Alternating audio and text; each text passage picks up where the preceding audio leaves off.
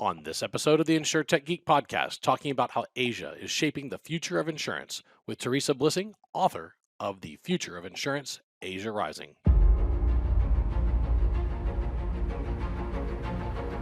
The Insurtech Geek Podcast, powered by JB Knowledge, is all about technology that's transforming and disrupting the insurance world. We'll be interviewing guests and doing deep dives into specific tech we see changing the industry. We're taking you on a journey through insurance tech, so enjoy the ride and geek out. And I'm here with our special guest, live from New York City, Theresa Blissing. Theresa, how are you doing today? I'm good. Thanks for having me, James. Thanks for coming on the show. It's always a pleasure having a fellow insurance geek on the Insurtech Geek Podcast, talking about insurance and technology. And it's a global business too, and that's what your book is about, Asia Rising. We're going to get to that book in a minute. Before we get to the book, we're going to talk about you. Yeah. What do you want to know? I just tell me about your mother. No, we're not. I'll tell you about my mom. She's great. We talk like twice a day. She's doing awesome. I'm from South Louisiana. You're not from South Louisiana. You're also not from New York City. You're also not. I'm originally from Germany. Germany. Yeah, just outside of Frankfurt. That's where I grew up. Yeah. Awesome. And you've lived all over the world. I have. So the first time I lived abroad was in 2009. At that time, I was working for Generali, the Italian insurer. And so with Generali, I worked for the Asia headquarter in Hong Kong. So yeah, back in 2009 was a different world back then. I then also lived in Bangkok, Thailand. I lived in Jakarta, Indonesia. I spent way too much time in Singapore. Before relocating to New York, I was living in Sydney, Australia. And now in New York for another 2 and a bit years. And then let's see what's next. Yeah, you're a wanderer, huh? Yeah, I'm not running from the law. I just want to make this clear. I know. I mean, it looks an awful lot like some kind of evasion protocol to get away. You know, as soon as they find out who you really are, you pull up stakes and you go to the next country, right? Correct. Yeah. No, I'm actually awesome. We relocated to New York because my husband is working for the United Nations. So seconded to actually UN Women, and going to be in New York for 3 years. So another like 2.5 more to go. Yeah, that's awesome. So what'd you say he was doing at the United Nations? So he's the strategic military advisor for UN Women. So that's the part of the United Nations that is taking, into consideration gender equality, etc., especially in like conflict and fragile environments. So that's what he's doing. Awesome. That's good work. Interesting time in global democracy and politics right now. Yep. I would be remiss, and you don't have to make any comment on this if you don't want to, but I'd be remiss if I didn't express my love and concern for our Insurtech brethren in Israel right now, and the entire region. It's been a very interesting last week. We've had a lot of guests on from Israel onto the show who either continually active in Israel or are from Israel and have moved in largely New York and other parts of the United States. So hope that the conflict resolves swiftly and peacefully. And I'm certainly very concerned about our friends' safety and hope they and their families are well. So let's jump in back to you. So what did you grow up wanting to do as a girl in Germany? Like what was your hope and desire? Did you want to be a lawyer? Did you want to be a diplomat? Did you want to be what did you want to be growing up? Yeah, it's a good question. I kind of wanted to keep my options open. That's also why I had Latin in school, because back then in Germany, there was a requirement if you want to become a doctor or a lawyer, you needed to have Latin to get into university. So that's why I decided to take Latin. And, looking back now, it was probably the most useless language to learn, ever. But and then I ended up in insurance a little bit. Some say it was like destiny, because my parents had an insurance agency. They were running it from my childhood home. We were living on the second floor, and on the first floor there was their insurance agency. And I actually applied for few different companies, all in like financial services, but not all insurance. But when I had my interview with Generali, and that was back in 2004, so almost 20 years, I did really like the vibe and the whole experience of the interview process, and so I decided to actually go into insurance. And yeah, quite a surprise to my parents. It's not that they were pushing me to do that, but yeah, not regretting it. Good. Yeah, you shouldn't regret anything, right? It's the path is the path that got you there. So, Yes. um, what led you to write this book? I mean, first tell me a little bit about the career projection and trajectory. Like, where did you go along your career path? Because obviously, Yeah. I've got your LinkedIn, and I can see nominally what the stops on the train track were, right? I can and say, okay, well, she's in New York, and we're going to back up to Sydney, and we're going to back up to these insurance companies she worked at, and you had all these kind of innovation studios you've been involved with, and if you wind all the way back, you were in planning and control, anti money laundering, IT security officer, your manager of international business. I mean, you really had a lot of stops along the way. Yeah. Um, right now, currently, you're a director with Accelerating Insurance. You're a lecturer and public speaker on your own. You're also founder of the Asia Insurtech Podcast and Insurtech Amplified. So there's a lot of current jobs on your LinkedIn. So tell me what led to that. Yeah, sure. So I worked 10 years for Generali, and I had different roles. As I mentioned, I was planning and control. I was anti-money laundering officer, which is, a role every insurance company needs to have by law in Germany. I'm actually not sure if it's the same in the US, but yeah, that was one of the titles I had, and, not something um, that really enables business, but more prevents business in a way. I then also worked for Generali in their Asia regional office in Hong Kong. So that was my first introduction to Asia and the Asian market, and also on what is happening in that part of the world. My last position with Generali was manager of the international business. So that was their employee benefit business together with the Generali employee benefit network. So I was responsible for the German market, but was connecting with the different offices of the Generali employee benefit network. But I found myself a little bit like, on the one hand, missing Asia, but also I asked myself, like, isn't there more in life than working for an insurance carrier? And I was also really intrigued by new innovations and new technologies coming up. So that was 2014, 2015, when really the term big data gained a lot of popularity in the insurance industry. And I, remember reading all of these articles about how big data is going to change the insurance industry. And, I looked at the company I worked for, and also, from colleagues and peers in other organizations. There was no big data in insurance. There was not even, small data. There was siloed data. There was, a lot of fragmented data all over the place that nobody could really access. And so I decided to take a break, go back to university. I did my MBA, and I took the time to do an academic research study on the adoption of big data. Because something that I have learned, and during my time with Generali, I was also working on a major merger between the German entity of Generali and a German insurer, which was called Volksversorger. And during that time, I already realized how difficult it is for people to change their behavior and ways of working and adopt new processes, etc.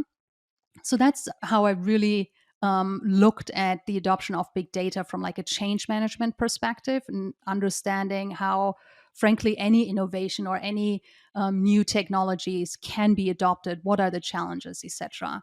And that was my gateway into everything tech and innovation and insurance. And I then decided not to go back working for an insurance carrier, but switched careers a little bit, started working in management consulting. I then worked also with a lot of startups. I worked with different universities and startups accelerators in the Asia region. And yeah, really, really enjoyed that work. And that was also the time where Michael Waits and I founded the Asia Insurtech Podcast to really bring some of these stories to the world. So tell me about your current status. What's largely consuming your time now in InsurTech? So just finished writing the book at the moment, looking at diving again more into the change management perspective. I think there's a huge opportunity for insurance companies to change their corporate culture, to change their mindset. Something I keep hearing from people working in the industry, that it's not very attractive, that they are struggling to attract young talents. And I believe also through some of the lessons learned when doing the research for the book, but also when talking to different companies from with the Asia Insurtech podcast, I think there are some ways the insurance industry as a whole can do more to become more attractive for talent, and also change a little bit the image about insurance. And that's something that Brian actually said, who I wrote the book together with, or published it in his series. Like, in Asia, you find a lot of stories where insurance is actually the hero. And I think we need more of that, because I believe that the negative perception that many have of the industry is what is holding back a lot of progress, and which is making it sometimes challenging for companies to attract talent, and especially the younger generation. Yeah, one thing I've really enjoyed about this podcast over the last several years has been identifying the societal and moral good that insurance does for Yeah. people. Like the fact that it allows humans to engage in all kinds of activities that we normally wouldn't engage in without having insurance. That the innovation in insurance has allowed people to live safer, happier, more profitable, healthy lives. When bad things happen, they're not wiped out. It's not the end of their family. I mean, that you look back at human history, there were so many events that would just wipe out families. Yeah. It would wipe them out financially, and then it would wipe them out practically. And so there's a lot of moral good in the insurance business. Yeah. There's a lot of reasons why pooling risk makes a lot of sense for people, because it allows all of us to pay a premium to not have to worry about losing everything that we have Yeah, when no, I bad things. agree. And I think, we should all working in this industry um, work on this narrative that, how incredible insurance is. And I think that comes out in some of the stories I have in the book. And, just to give you an example, I have a story of a company called Koala in Indonesia. And Indonesia is one of the countries with the lowest insurance penetration rates globally. So they have around 1.6% of GDP, whereas the US has 12.4, and China has even, close to 20. So if you have a population so unaware of the overall concept of insurance, right? But at the same time, you have a very young and tech savvy population. 50% of the population of Indonesia is under 30 years old. These are all people who grew up like digital natives. And now having these companies who are like redefining how insurance looks like, how it's marketed to the population, and therefore also, having the opportunity to create a completely new image about insurance. And Harshad Lunani, one of the founders of Koala, he said, there's no great economy in the world that got to this place without being well insured, because there's going to be bumps in the road, and what you said, like families are being wiped out by tragedy. And insurance is really the tool that enables economies to achieve something greater. Absolutely. So let's talk about Asia, because your whole book is Yeah. a focus on Asia. Tell us why are you focusing on Asia? What is it that you saw when living there and operating there that made you want to write a book about it and talk about the relationship between insurance, innovation, the future of insurance, and the Asian continent? Yeah, I mean, Yeah, as mentioned, the first time I moved to Asia was in 2009 into Hong Kong with Generali. And it was the time where Generali started a lot of their insurance carriers throughout the region, in like Indonesia and the Philippines and Thailand and India. And that's when I first understood how different the landscape there is with, again, often very low insurance awareness, very low penetration. So a lot of room for growth. And where there's growth, you have just a very different market compared to, my home country, Germany, which, is similar to the US, very mature, but also very saturated. Yeah, super well insured. Super well insured. Yeah, exactly. And, working in a growth market comes obviously also with challenges, but, you have great opportunities and you can focus on different things, I guess. So when I then left Generali and I focused on, more on the innovation and technology side and started to work with different startups. And I did a lot of research on InsurTech. That was back in 2018, 2019, when, there was the big InsurTech wave. And something that I found was that there was a lot of hype on what is happening in the US, but also in Europe, but very little on what was happening in Asia, at least in the major insurance news outlets. And this is when I met Michael Waits and we decided to start the Asia Insurtech podcast to really give a platform on telling these stories because you can't take a concept that works in a very mature market with high financial literacy and apply it to a country like India or Indonesia or even Thailand. So a lot of Asia, and especially developing Asia, needs their own solutions. And at the same time, you find a landscape that is highly digital in a way, right? Because a lot of these countries were able to leapfrog certain development stages. To give you an example, like you and I, we probably accessed the internet first time through a personal computer, connected via a landline, I assume. Yep. If you talk to people in India, the majority access the internet first through a mobile phone. With the rise of smartphones and prices going down for mobile data, etc. So that has an impact on how products are marketed, right? And even still today, if you look at the traffic share you have in the US and the traffic share you have in India, you will find that still today most accessed is through mobile phones, right? And that has an impact how companies design a user journey. Whereas in the US, you often find, you had first the internet, you had a website, you access it through a desktop, and then you try to convert that into like a mobile journey. And in many cases, that's really clunky because it was not designed for mobile. But in India and other parts of developing Asia where they leapfrogged that development stage, they started straight with the mobile journey and then also designing a user journey so people who have very little financial literacy are able to buy and understand what they are buying when it comes to financial products, right? So that I found really, really interesting. And I just wanted to give a platform. Yeah, and we've got the classic innovator's dilemma in the United States and Europe.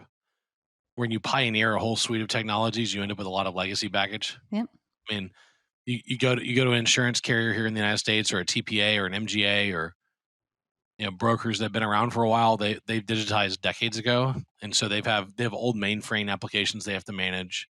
So you have that burden of legacy on the consumer side, and that you're right. I mean, I'm 44, so the first time I got on the internet was on a dial-up. It was a 28.8 or a 14.4 dial-up.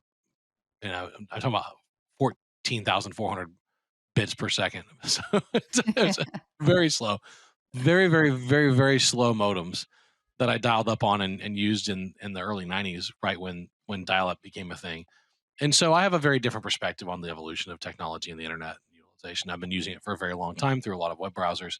And you're right, when you have a country that skips the entire landline phase and they skip the entire T1 phase and they go straight to just 5G modems, like Yep. or they went straight to 4G and they deploy really high speed wireless networks everybody's on the phone. So Yep. like WhatsApp spread way faster in other countries than the United States, and they started using it for transacting business all over the world, and still in the United States it's barely used. And because we just everybody here has an iPhone, and we we don't message that way.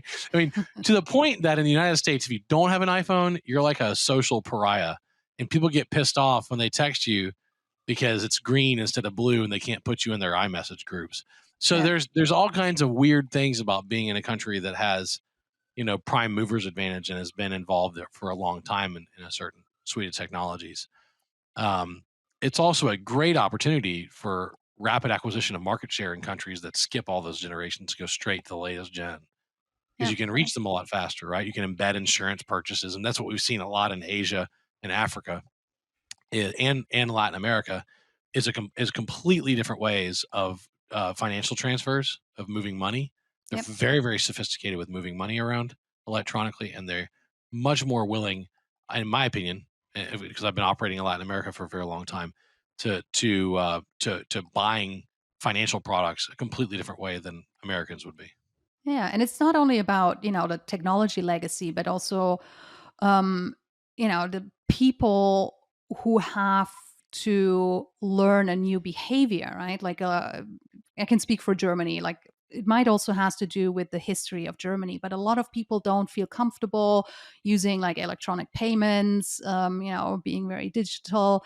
Um, there's this resistance to adopt new behaviors, whereas in many parts of Asia, and one of the reasons is that in many, especially in the developing countries, you find a very young tech savvy population, so they are also just much quicker to adopt new ways, or for them it's the way to access financial products because they have not learned any other behavior. Yeah, exactly. What are you most excited about in InsurTech? Um, what I'm most excited about, I mean, there has been a lot of talk, especially I feel this year where funding is going down, and a lot of people, say, okay, can we go back to, regular business? Have we wasted enough money on insurtech and all these, crazy innovation strategies? I don't agree with that. I do think insurtech, or the whole digitization of financial services has turned out a bit different. We haven't seen major disruption, etc. But what I believe it has done is it was a wake up call to the industry that there is a necessity to change. And there is simply a necessity to change. All of our lives are changing, even if we are not in, a highly tech digital economy like you find it in Singapore, for example. But like we all are increasingly digital, and all of our lives have changed. Our behavior has changed, through the smartphone, through COVID-19 pandemic, right? And that means risks have changed, behaviors have changed. So insurance needs to change too, right? And I believe that insurtech has really helped with that mindset change. And I think it has also inspired a lot of people working in insurance that, insurance can actually be a really exciting industry. So It can that's, be. yeah, that's what I find most exciting about insurtech. Yeah, I mean, you have your hype cycle, and then your trough of Yeah. disillusionment, and then you come out of that trough, which is kind of where we're at, right? Funding's drying up for a lot of ideas. The ones that have been funded are seeking follow-on funding or profitability, and having a hard time finding follow-on funding. And so you're going to have a shakeout. There's going to be a shakeout. There's going to be a lot of bargain acquisitions, Yeah. and this is where the real solutions start to flesh out, right? I mean, there's been a lot of work on making back office processing simpler. There's been a lot of work on making policy administration and claims handling simpler.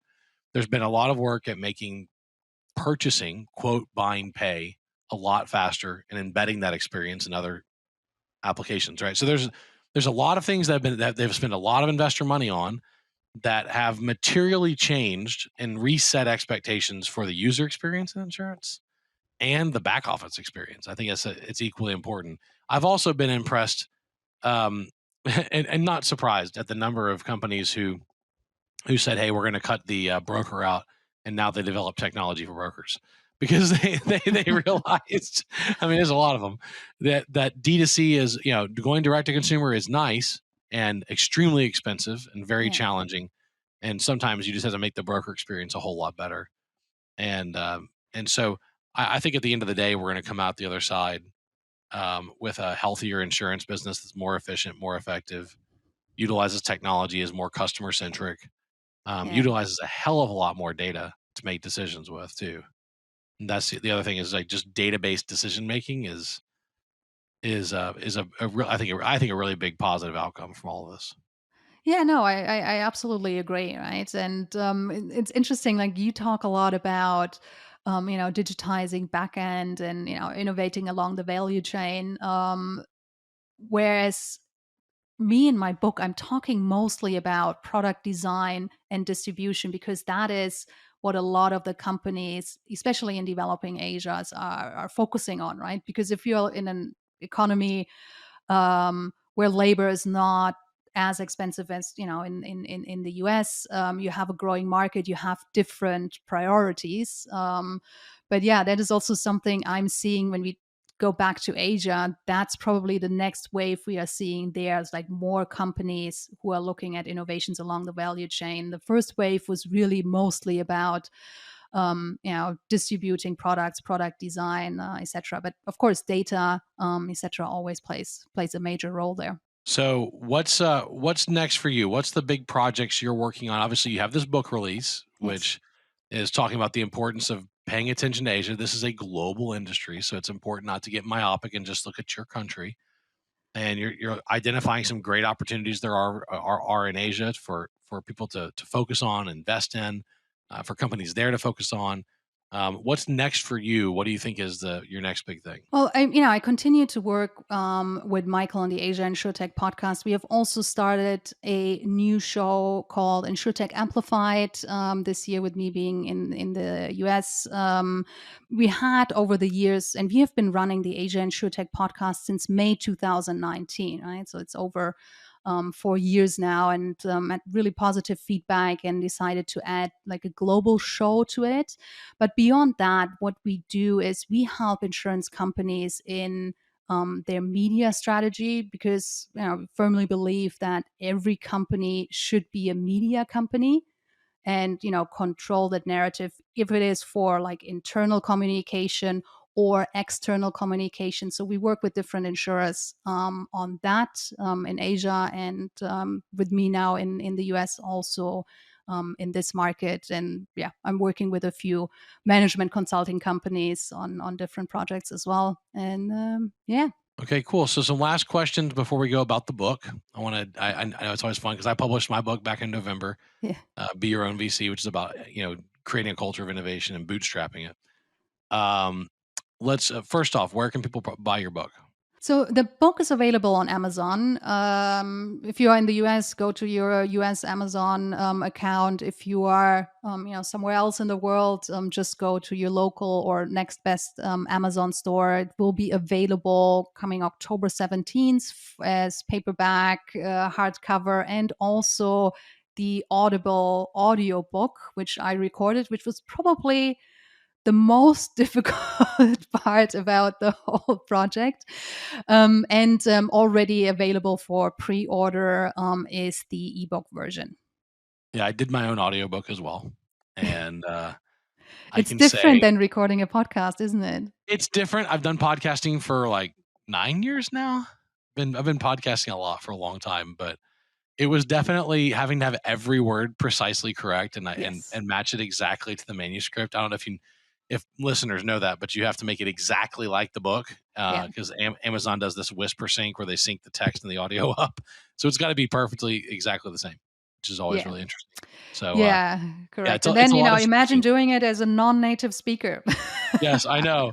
No puedo imaginar recordándolo en español. I cannot imagine recording it in Spanish. So Yeah. it would be totally different. A, writing a book in my non-native language, and then B, reading it as an audiobook. So kudos to you on that. A couple more things about your book that I wanted to kind of close out with. I thought were interesting.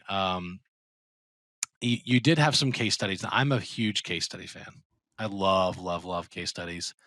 I love case study based education as well. So when Mm. got my master's in business, it was super heavy on case studies.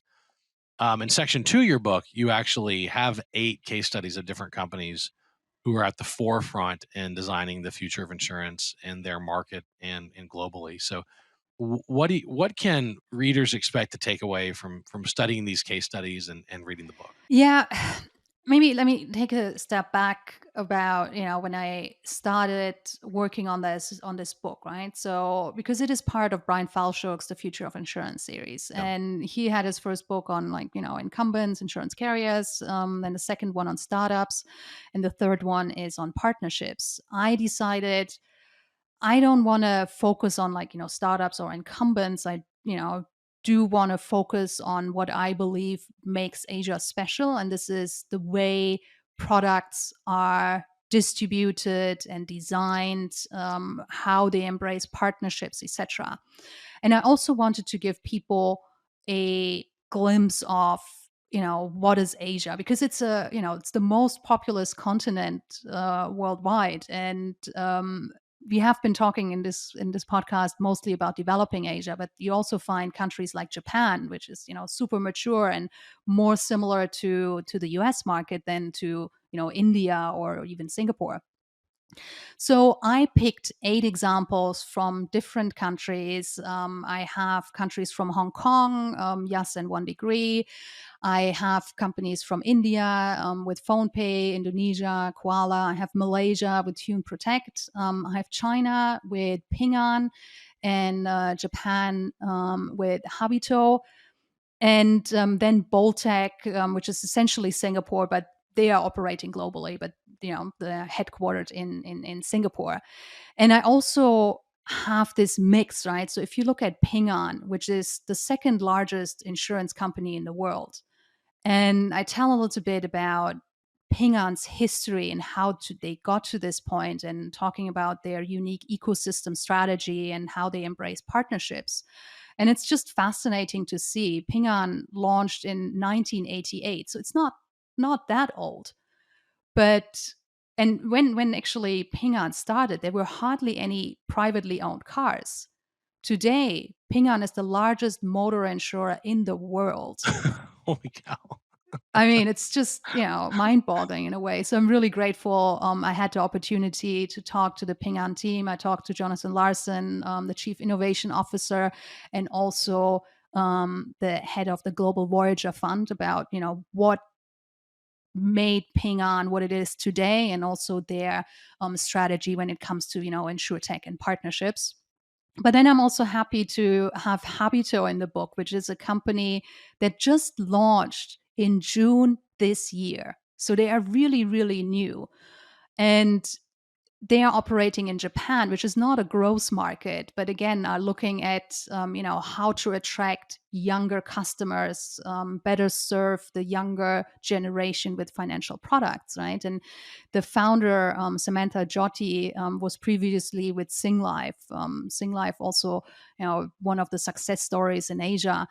And bringing that all together, I think is really beautiful, to show the diversity of Asia, but at the same time showing that we all operate in the same industry. And regardless if we are, one of the largest insurance companies like Ping An, or if we are a new startup, you know, we have some commonalities, and more than you might think. Yeah, absolutely.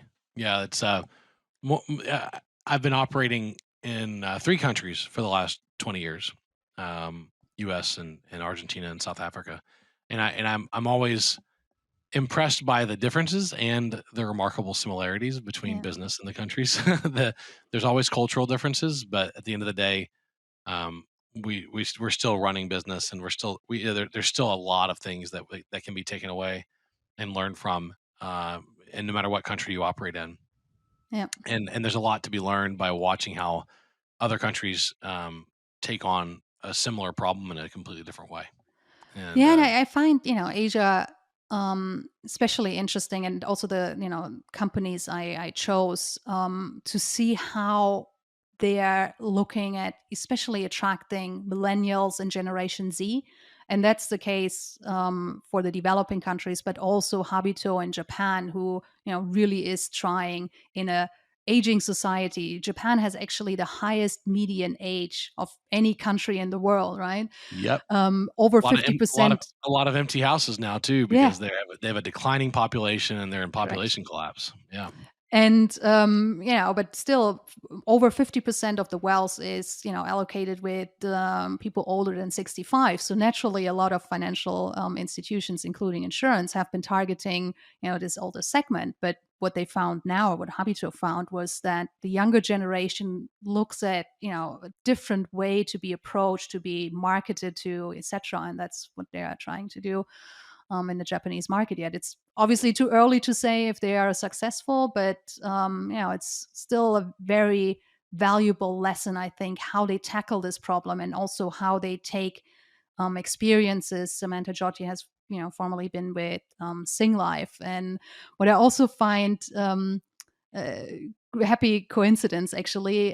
Walter the Older, who is the founder of Sing Life, he has now left Sing Life, started Mm. a new venture, but he has actually agreed to write the foreword and talks about the lessons he learned when founding Sing Life. And later they acquired Aviva, which was the largest insurance deal in Singapore's history. So it's like this cycle of innovation, starting with the foreword by Walter, founder of Sing Life, and then having Samantha, who was a part of his team, starting her own company in Japan.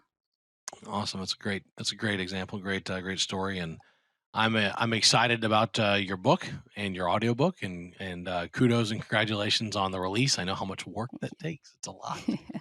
And I'm impressed, and I hope you enjoy living in New York City as long as you live there. Uh, it's an exciting place, and from an insurance perspective, fantastic. Yeah.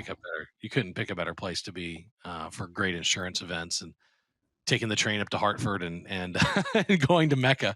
Yeah, So now it's I'm really, really looking forward. So the first few months were a bit, finishing the book, still focusing mainly on Asia and just getting settled. How the housing market in New York is. It took us a yeah, while to find our way, but yeah, now really excited to learn more about the innovation space in the US. awesome. Sounds wonderful. Well, Teresa, thank you so much for being on the show today. I really appreciate it. And everybody, please check out her book. Again, that is The Future of Insurance, Asia Rising. And again, you can check that out on all your usual book sources, ebooks and physical books and audibles with her voice, which is Yeah. also exciting. They'll always have the author read it. So thanks again, Teresa, and everybody, please check that out. And thank you, listener, for tuning in today to Geek Out, our interview with Theresa Blissing, author of The Future of Insurance, Asia Rising. See you next time. The Insurtech Geek podcast, powered by JB Knowledge, jbknowledge.com. It's all about technology that's transforming and disrupting the insurance world. I've been your host, James Benham. That's jamesbenham.com, with co-host Rob Galbraith at endofinsurance.com. And thank you for joining us today. Look forward to talking with you soon. We're taking you on a journey through insurance tech, so enjoy the ride and geek out.